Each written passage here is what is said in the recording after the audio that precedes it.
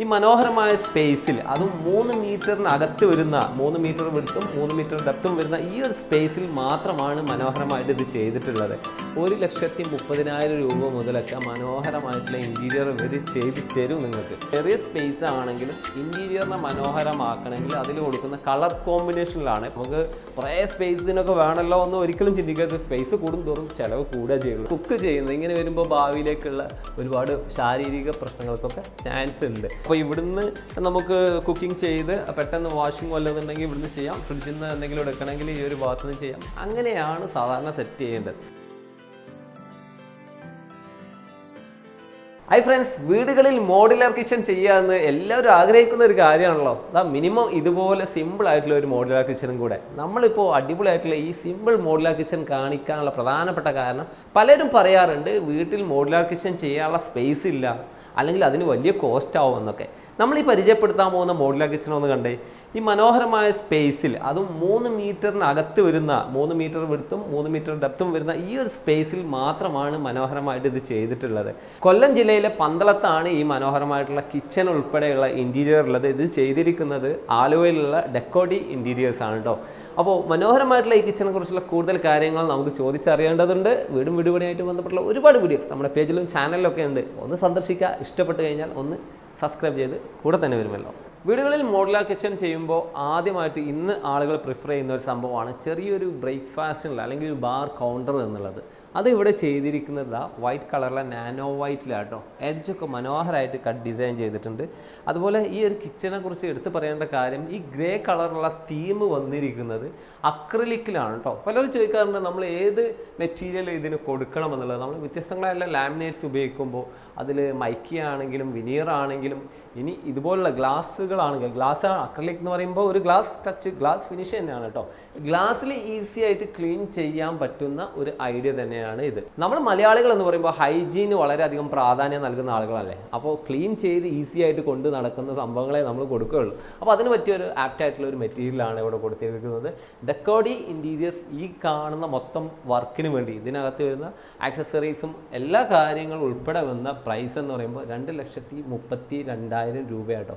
അതാണ് ഇതിൻ്റെ മൊത്തം കോസ്റ്റ്. ഞാൻ അതിൻ്റെ ഇടയ്ക്ക് തന്നെ പറയാം, പലർക്കും ഇപ്പോൾ അത് അറിയാൻ താല്പര്യം ഉണ്ടായിരിക്കും. നമുക്കൊരു സൈഡിൽ നിന്ന് നോക്കുകയാണെങ്കിൽ ഇവിടെ വലിയൊരു ആർക്കിട്രേവ് വന്നിരിക്കുകയാണ്. ഈ ആർക്കിട്രേവ് സാധാരണ വുഡൻ ഷെയ്ഡിലാട്ടോ പലരും ചെയ്യാറുള്ളത്. ഇവിടെ ഇതും അക്രലിക്കിലാട്ടോ ചെയ്തിരിക്കുന്നത്. നമുക്ക് ഈസി ആയിട്ട് ക്ലീൻ ചെയ്യാം. അല്ലെങ്കിൽ ഈ ഒരു കളർ കോമ്പിനേഷൻ മാച്ച് ചെയ്യുന്ന രീതിയിൽ ചെയ്തതാണ്.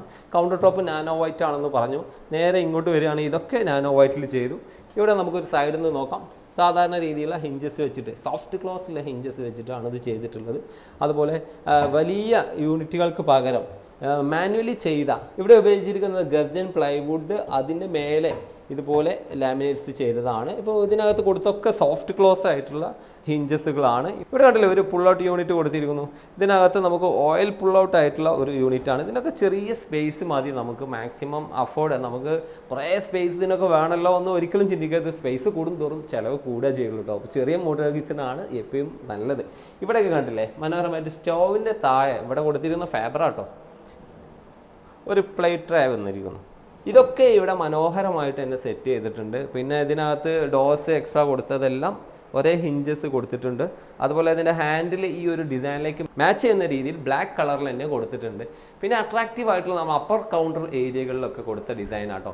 ഇവിടെ കണ്ടില്ലേ ഇതുപോലുള്ള GTPTകളൊക്കെ കൊടുക്കുമ്പോൾ ഗ്ലാസ്സിൽ കൊടുക്കണമെങ്കിൽ നമുക്ക് ഇടക്ക് സെലക്ട് ചെയ്യുന്ന ഏരിയകളിൽ കൊടുക്കുകയാണ് എപ്പോഴും അഭികാമ്യം. ഇതുപോലുള്ള സ്പേസിലൊക്കെ ചെറിയ ചെറിയ ഡ്രോവേഴ്സൊക്കെ കൊടുത്തിട്ടുണ്ട്. അതുപോലെ യൂണിറ്റുകളൊക്കെ കൊടുത്തിട്ടുണ്ട്. നമുക്കിപ്പോൾ ഇതൊക്കെ ചെയ്യുമ്പോൾ ശ്രദ്ധിക്കേണ്ടത് നമ്മൾ മാക്സിമം ചെറിയ സ്പേസ് ആണെങ്കിലും ഇൻറ്റീരിയറിനെ മനോഹരമാക്കണമെങ്കിൽ അതിൽ കൊടുക്കുന്ന കളർ കോമ്പിനേഷനിലാണ്. ഇപ്പോൾ ഇവിടെ ഞാൻ നോക്കിയേ ഈ കാണുന്ന ടൈലിൻ്റെ കളറും അതുപോലെ ഈ നാനോ വൈറ്റിൻ്റെ കളറും ഇവിടെ വരുന്ന ഗ്രേ കളർ, മൊത്തത്തിലൊരു കളർ കോമ്പിനേഷൻ നല്ല മാച്ച് ചെയ്തിട്ടുണ്ട്. പിന്നെ ഇതുപോലെ ലൈറ്റിൻ്റെ കാര്യങ്ങളൊക്കെ ഒരു ഇൻറ്റീരിയർ ഫേമിന് മാത്രമേ ഇതൊക്കെ പ്ലാൻ ചെയ്ത് ചെയ്യാൻ പറ്റുള്ളൂ. നമ്മൾ മാനുവലി ചെയ്യുമ്പോൾ ഇതൊക്കെ മിസ്സായി പോകുന്ന ഒരു കാര്യമാണ്. ലൈറ്റ് ഇത് എങ്ങനെ കൊടുക്കണം, ഏത് സമയത്ത് കൊടുക്കണം, അതിൻ്റെ ഇലക്ട്രിക്കൽ കോണ്ടാക്റ്റ് എവിടെയൊക്കെ കൊടുക്കണം, അങ്ങനെയുള്ള കുറേ കാര്യങ്ങൾ ഇതിനകത്ത് ശ്രദ്ധിക്കാനുണ്ട്. പിന്നെ ഇതിനകത്തൊക്കെ വരുന്ന ലൈറ്റുകൾ അതൊക്കെ മാച്ച് ചെയ്ത് തന്നെ കൊടുക്കണ്ടേ. ഏതെങ്കിലും ലൈറ്റ് കൊടുത്തു കഴിഞ്ഞാൽ അതിനകത്ത് മാച്ച് ചെയ്ത് വരില്ല. പിന്നെ ഇതിൻ്റെ മേലെയുള്ള സ്പേസിനെ നമുക്ക് ഒരു എക്സ്ട്രാ സ്പേസ് ഉണ്ടെന്ന് ഫീൽ ചെയ്യാത്ത രീതിയിൽ തന്നെ അറേഞ്ച് ചെയ്തിട്ടുണ്ടോ. ഇവരുടെ വർക്കിൻ്റെ ഭാഗമായിട്ടുള്ള പ്രധാനപ്പെട്ട ഒരു ഭാഗമാണ് ഈ കാണുന്നത്. കണ്ടില്ലേ, ഒരു ഗ്ലാസ് ഷട്ടറാണ് കൊടുത്തിട്ടുള്ളത്.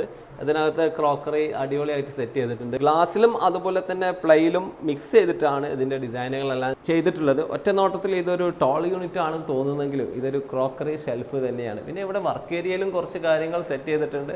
ഇവിടെ ഡിഫറെൻ്റ് ആയിട്ടുള്ള ഒരു കളറിലാണ് ഇതെല്ലാം ചെയ്തിരിക്കുന്നത്. അത്ര ഇമ്പോർട്ടൻസ് കൊടുക്കാത്ത രീതിയിൽ ഈ ഒരു ഭാഗത്തൊക്കെ മനോഹരമായിട്ട് തന്നെ ചെയ്തിട്ടുണ്ട്. അപ്പോൾ സാധാരണ വർക്ക് ഏരിയയിൽ എന്തെങ്കിലുമൊക്കെ ചെയ്ത് അഡ്ജസ്റ്റ് ചെയ്യുക എന്നുള്ള പരിപാടിയല്ല ചെയ്തിട്ടുള്ളത്. ഇവിടെയൊക്കെ മനോഹരമായിട്ട് തന്നെ സെറ്റ് ചെയ്തിട്ടുണ്ട്. ഈ ഒരു ഭാഗത്തൊക്കെ ഒരുപാട് ഷെൽഫുകൾ, മാക്സിമം തിങ്സ് ഹൈഡ് ചെയ്യാനുള്ള സ്ഥലങ്ങളൊക്കെ കിച്ചണിൽ ഒരുപാട് വേണമല്ലോ, അതൊക്കെ ഇവിടെ ചെയ്തിട്ടുണ്ട്. സാധാരണ രീതിയിലുള്ള അടുപ്പുകളാണെങ്കിലും ചിമ്മിനികളാണെങ്കിലും വ്യത്യസ്ത ബ്രാൻഡുകൾ വരുന്നുണ്ട്. ഇപ്പോൾ ഇത് സെലക്ട് ചെയ്യുമ്പോൾ പ്രധാനമായിട്ട് നിങ്ങൾ കിച്ചണിൽ ശ്രദ്ധിക്കേണ്ട കാര്യം അതിൻ്റെ ടൈമിംഗ് ആണ്. ആദ്യം അത് പർച്ചേസ് ചെയ്തിട്ട് മാത്രം നിങ്ങൾ എന്ത് ചെയ്യുക, ഇൻറ്റീരിയർ ചെയ്യാൻ ശ്രമിക്കുക. കാരണം ഇവിടുന്ന് കട്ട് ചെയ്ത്, ഉദാഹരണത്തിന് നമ്മളിപ്പോൾ ഇത് വാങ്ങുന്നതിന് മുമ്പാണെങ്കിൽ ഇതിനകത്ത് ഇതിന് കട്ട് ചെയ്തെടുക്കേണ്ടതുണ്ട്.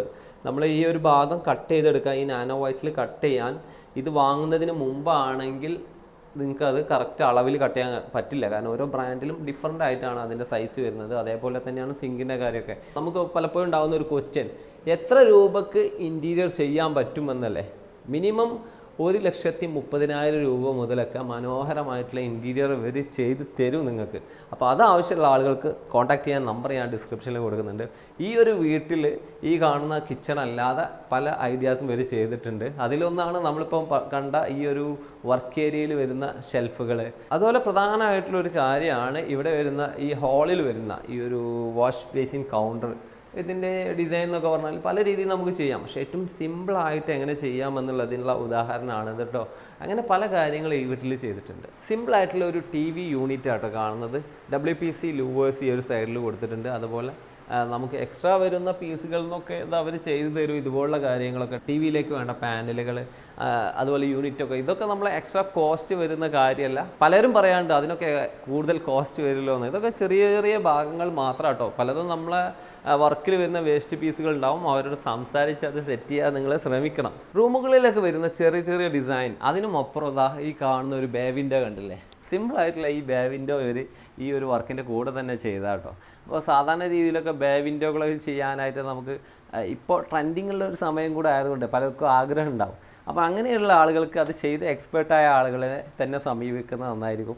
ബേ വിൻഡോകൾ വെറുതെ നമ്മൾ കോൺക്രീറ്റിൽ ചെയ്താൽ പോരാ, ഇതുപോലെ മൈക്കൊക്കെ ചെയ്ത് മനോഹരമായിട്ട് ലാമിനേറ്റ് ചെയ്ത് കഴിഞ്ഞാൽ ആ ഒരു ഫീല് നമുക്ക് കിട്ടും. ഇവിടെ ഈ വിൻഡോക്ക് അടുത്ത് നമുക്ക് ഇരുന്ന് കഴിഞ്ഞാൽ ഒരാൾക്ക് വേണമെങ്കിൽ കിടക്കാം. അതിനുമപ്പുറം വീടുകളിലെ ബെഡ്റൂമിനെയൊക്കെ മനോഹരമാക്കാനൊക്കെ ഈ ബേ വിൻഡോകളെ കൊണ്ട് സാധിക്കും. നിങ്ങൾ നിങ്ങളുടെ വീട്ടിൽ മോഡുലാർ കിച്ചൺ ചെയ്യുമ്പോൾ ശ്രദ്ധിക്കേണ്ട പ്രധാനപ്പെട്ട 1-2 കാര്യങ്ങൾ പറയാം. സ്പേസിനും അപ്പുറം അതിൽ വരേണ്ട കാര്യങ്ങളാണ്. നമ്മളൊരു വീട്ടുകാരൻ അല്ലെങ്കിൽ വീട്ടുകാരി കിച്ചൺ യൂസ് ചെയ്യുക എന്ന് പറഞ്ഞാൽ ഇവിടെ ഒരു സ്റ്റൗവ് കാണുന്നുണ്ട്, അതുപോലെ ഈ ഒരു ഭാഗത്ത് ഫ്രിഡ്ജ് കാണുന്നുണ്ട്, അതുപോലെ ഇവിടെ വാഷ് ബേസിൻ അല്ലെങ്കിൽ സിങ്ക് വരുന്ന ഒരു ഏരിയ.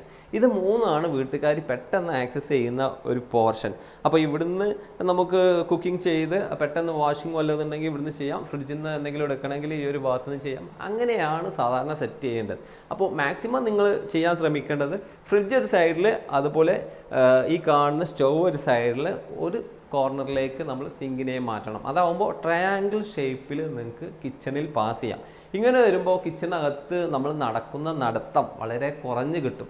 അല്ലെങ്കിൽ ഒരു വീട്ടുകാരി ഒരു ദിവസം കിലോമീറ്ററുകളോളം നടന്നിട്ട് വർക്ക് ചെയ്യാറുണ്ട്. പലരും മോഡുലാർ കിച്ചൺ ചെയ്യുമ്പോൾ ഇതുപോലെ സിങ്കുകളൊക്കെ എക്സ്ട്രാ വരുന്ന വർക്ക് ഏരിയയിലൊക്കെ കൊണ്ടുവെക്കാറുണ്ട്.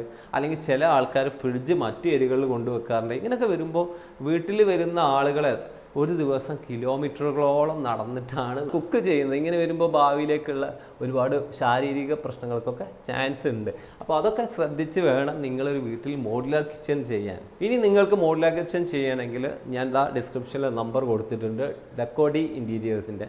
അവരെ കോൺടാക്റ്റ് ചെയ്ത് കഴിഞ്ഞാൽ സിമ്പിളായിട്ടുള്ള ഏരിയയിലും മനോഹരമായിട്ട് മോഡുലാർ കിച്ചൺ സെറ്റ് ചെയ്ത് തരും. അവരെ വെറുതെ നമുക്ക് ചെയ്യണമെങ്കിൽ മാത്രമല്ലല്ലോ, നമുക്കൊരു പ്രൊഡക്റ്റിനെ കുറിച്ച് അറിയണമെങ്കിൽ നമ്മുടെ വീട്ടിൽ അത് അപ്ലൈ ചെയ്യണമെങ്കിലൊക്കെ ഇൻറ്റീരിയറായിട്ട് ടച്ച് ചെയ്ത് അല്ലെങ്കിൽ എക്സ്പേർട്ടായിട്ടുള്ള ആളുകളെ വേണം സമീപിക്കാൻ. ഡെക്കോഡി ഇൻറ്റീരിയേഴ്സിൻ്റെ പ്രസ്സിങ് യൂണിറ്റും കാര്യങ്ങളൊക്കെ ആലുവയിലാണ്. നമ്മൾ മറ്റൊരു വീഡിയോയിൽ അവിടെ യൂണിറ്റും മറ്റുമൊക്കെ കാണിക്കുന്നതുമാണ്. വീടും വീട് പണിയായിട്ട് ബന്ധപ്പെട്ടുള്ള ഒരുപാട് അറിവുകൾ നമ്മുടെ പേജിലും ചാനലൊക്കെ ഉണ്ട്. ഇതുവരെ സന്ദർശിച്ചില്ലെങ്കിൽ ഒന്ന് സന്ദർശിക്കുക. ഇഷ്ടപ്പെട്ട് കഴിഞ്ഞാൽ ഒന്ന് സബ്സ്ക്രൈബ് കൂടി ചെയ്യുമല്ലോ. Okay friends, by.